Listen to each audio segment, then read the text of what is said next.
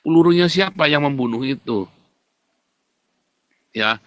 Tetapi kalau lihat tadi ya yang di Houthi nih, yang di Houthi yang di Yaman tadi pembunuhan panglimanya Houthi, kan sudah jelas tuh. Mengapa yang dibunuh cuma 3 orang? Kenapa nggak seluruh Yaman dibumi ratakan sama Israel? Tapi kenapa cuma panglima itu membuktikan bahwa akurasi dan presisi ya yang di pembunuhan yang dilakukan oleh IDF itu benar-benar terukur. Jadi nggak ada salah tembak tuh, ya. Kalau dalam Islam bangga, apalagi kalau sambil teriak Allahu Akbar itu kan sebuah tombol kan, sebuah tombol psikologis. Allahu Akbar, bunuh. Allahu Akbar, bunuh. Allahu Akbar, bunuh. Kalau orang Kristen haleluya, haleluya, pasti kasih makan. Haleluya, haleluya, puji Tuhan. Kita kasih makan, ya kita berdonasi, kita kasih sedekah. Itulah orang Kristen.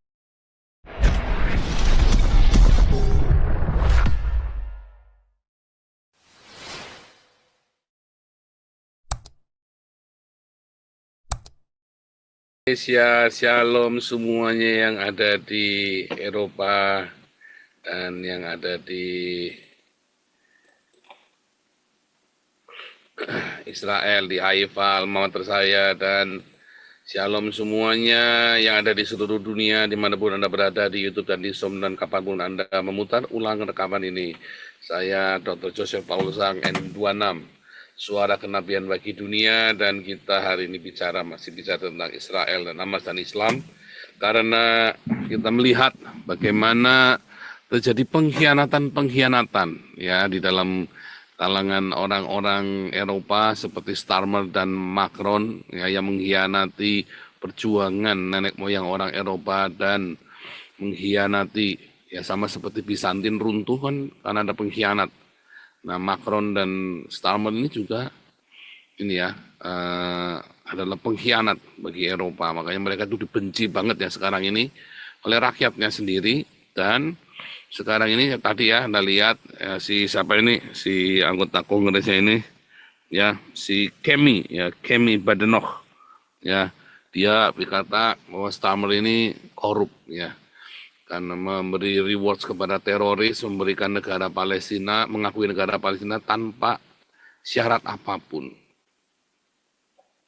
Dan bahkan ketika Israel itu membantu Inggris untuk menghajar Iran, yaitu musuh dan yang selalu mengancam Inggris, karena berapa kali teror di Inggris itu dilakukan oleh para Islamis dari Iran ya.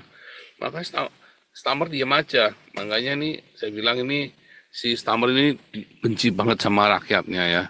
Perdana Menteri yang paling dibenci oleh rakyatnya ini ya Starmer ini. Nah, karena sangat pro Islam ya si Starmer ini ya. Dan Macron juga sama ya, sangat pro Islam.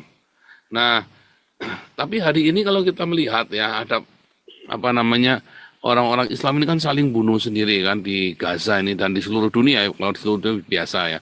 Islam itu kalau sudah kalah perang saling bunuh sendiri. Ya sama zamannya Muhammad juga mereka saling bunuh sendiri para ini ya si siapa namanya si Uthman sama sama apa namanya Fatimid ya, anaknya Muhammad itu sama Aisyah ya, sama Aisyah istrinya ya, sama bukan si Uthman tapi si Aisyah, perang Battle of Camel ya, perang onta 2 kali ya, saling bunuh antara grupnya Aisyah melawan grupnya Fatimah ya, ya, dan itu mereka sudah biasa perang saling bunuh sendiri dari masa ke masa. Kemarin sudah saya putarkan ya zamannya apa namanya, ini satu lagi deh ya, saya putarkan aja deh ya, saya putarkan saja supaya Anda bisa melihat sendiri yang saya omongkan ini ya. Kemarin mana kemarin, tadi malam ya, tadi malam kita udah putarkan satu. Oh, sorry ya, sorry. Nah, tadi ya Bani Umayyah dan Bani Hasimid. Nah ya tadi dari situ mulai potong tadi ya. Tadi potong tadi Umayyah dan Hasimid ya, Umayyah dan Hasimid ya, terjadi apa namanya perang ya, Umayyah lalu lari ke Cordoba Nah, di Cordoba itulah mereka menjajah yang bikin keemiran ya Umayyad di Cordoba.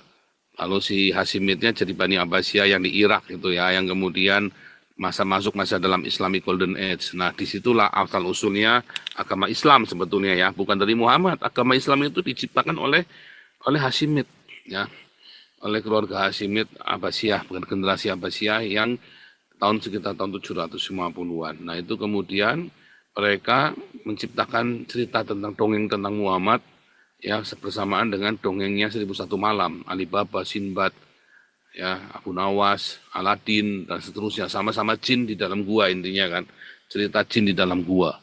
Nah, itu juga sama ya, si Cordoba kemudian diambil alih sama Islam, lalu mereka 200 tahun kemudian diambil alih sama si Ferdinand ya, 200 tahun kemudian. Ya, diambil alih kembali, dimenangkan kembali, lalu orang Islamnya kejang-kejang, lalu sekarang masih memimpikan masa kejayaan Cordoba dan cerita-cerita fiktif lainnya. Nah, mereka juga sama seperti mereka merindukan untuk bisa mengambil alih London. Tapi mereka lupa ya, Cordoba bisa diambil alih sama Islam karena kebaikan orang Kristen. Kejadian Cordoba sama kejadian di Eropa tuh hampir sama ya, karena orang-orang Kristen ini baik. Kemudian satu sedikit demi sedikit diislamkan, bukan karena konversi. Tapi mereka datangkan orang sebanyak-banyaknya, orang-orang yang kalah perang dengan Abbasiyah. Lalu mereka datang ke Cordoba. Itu yang terjadi sebenarnya. Ya sama seperti di London. Apakah terjadi konversi? Nggak ada. 1-2 saja. Tapi kebanyakan adalah imigran yang didatangkan. Jadi kejadian Cordoba itu sama. Islam itu nggak pernah menang perang lawan orang Kristen. Nggak pernah menang perang. Bahkan perang salib itu berakhir dengan keruntuhan Kerajaan Ottoman, Kekhilafahan Ottoman 1924. Sejak 1600 ya 80 sejak 1586 ya mereka kalah di Wina, mereka nggak pernah menang lagi. Sekalipun tidak pernah menang sampai akhirnya runtuh 1924 ya, itulah khalifah yang terakhir ya Mustafa Kemal Atatürk. Nah, itulah yang membuat sekarang orang Islam itu masih bermimpi bermasturbasi ya untuk bisa mengambil alih seluruh dunia. Ya, Islam will dominate the world. Tanya kan. Tapi apakah bisa? Ya nggak bisa. Sekarang Hamas, ujung tombaknya Islam saja sudah runtuh.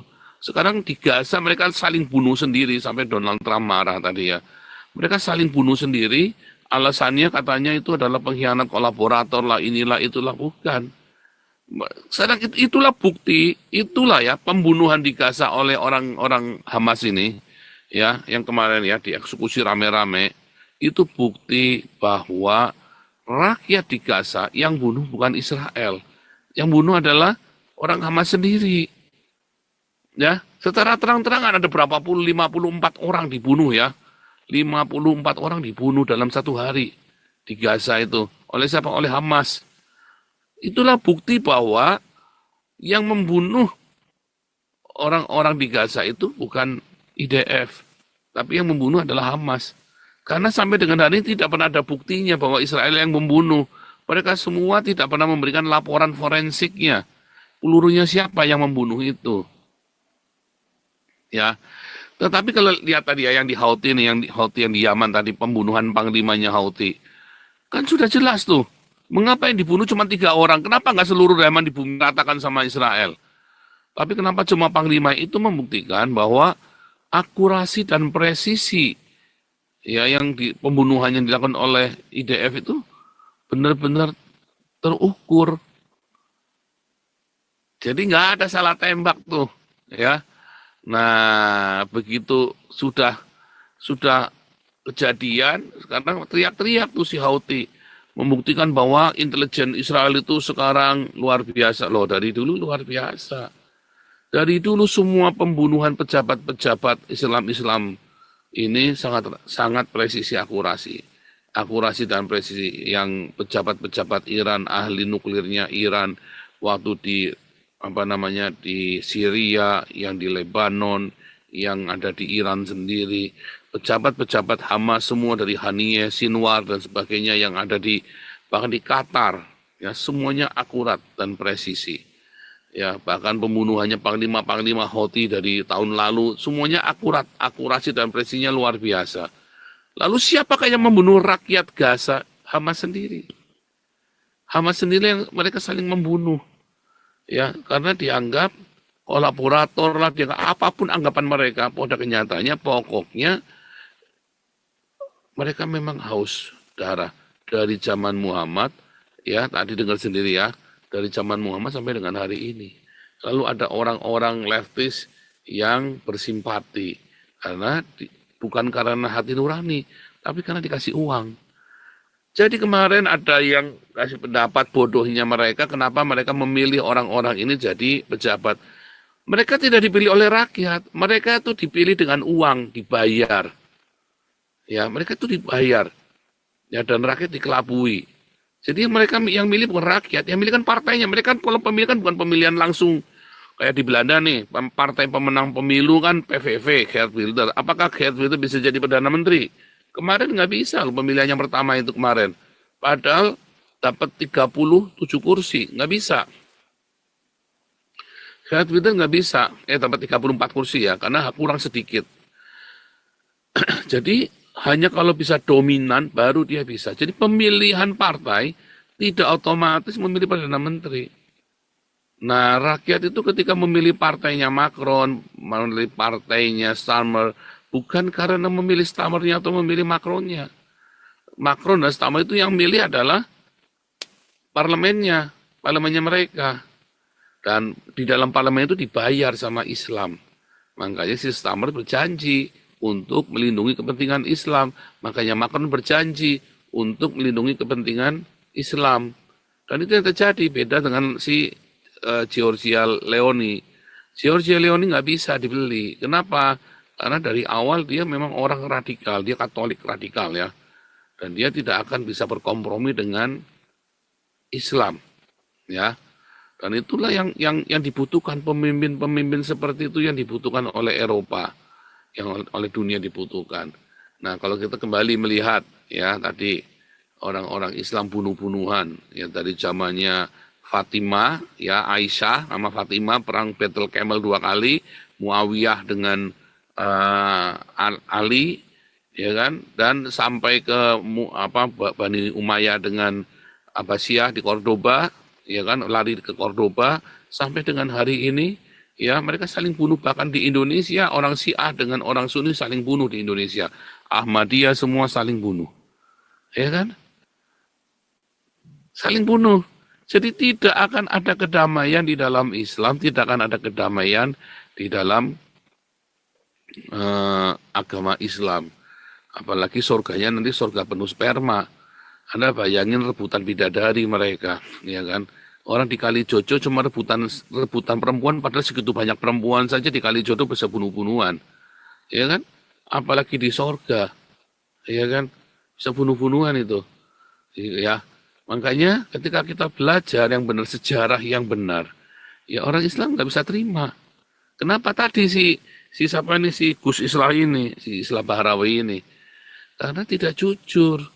Memang Islam itu dibangun di atas ketidakjujuran, menghapus sejarahnya ya kan?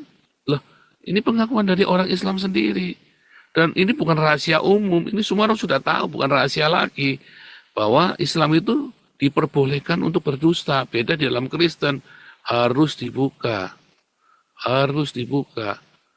Makanya orang Islam berkembang, orang Islam itu tidak bisa berkembang, orang Islam itu makin terpuruk, bahkan sampai dengan hari ini kalah, akhirnya saling menyalahkan, bunuh-bunuhan lagi setelah kalah, ya kan? Sekarang Arab Saudi ini mau bunuh-bunuhan, habis bunuh-bunuhan dengan orang Yaman, ya kan? Orang Yamannya sekarang ya dibunuh sekian ratus ribu, ya ada 6 juta orang, mana? 500.000, nggak ada ceritanya, ya kan? Di Syria dibunuh sekitar berapa juta orang lagi, 3 juta atau 6 juta orang, nggak ada ceritanya. Bunuh-bunuhan. Setiap kali Islam kalah perang, pasti bunuh-bunuhan. Ya, menang perang, bunuh-bunuhan. Kalah perang, ya karena memang sesama Islam itu selalu saling membunuh. Itu adalah ajarannya. Itu adalah semangat di dalam Islam. Semangat untuk membunuh, haus darah. Pokoknya harus ada tumbalnya, ya. harus ada tumbalnya. Nah, di Indonesia ya selalu bunuh-bunuhan sesama Islam. Kalau di Eropa pernah terjadi, tetapi langsung sadar dan bertobat. Kalau dalam Islam bangga, apalagi kalau sambil teriak Allahu Akbar itu kan sebuah tombol kan, sebuah tombol psikologis. Allahu Akbar, bunuh. Allahu Akbar, bunuh. Allahu Akbar, bunuh. Kalau orang Kristen haleluya, haleluya, pasti kasih makan. Haleluya, haleluya, puji Tuhan. Kita kasih makan, ya kita berdonasi, kita kasih sedekah. Itulah orang Kristen. Kalau orang Islam, Allahu Akbar pasti bunuh. Kalau orang Kristen, haleluya, pasti kasih donasi. Nah, sebenarnya saya mau kasih ada ini yang mau ikut urun bicara langsung resen. Kalau enggak saya ngoceh terus ya. Kalau Anda tidak resen saya ngoceh terus.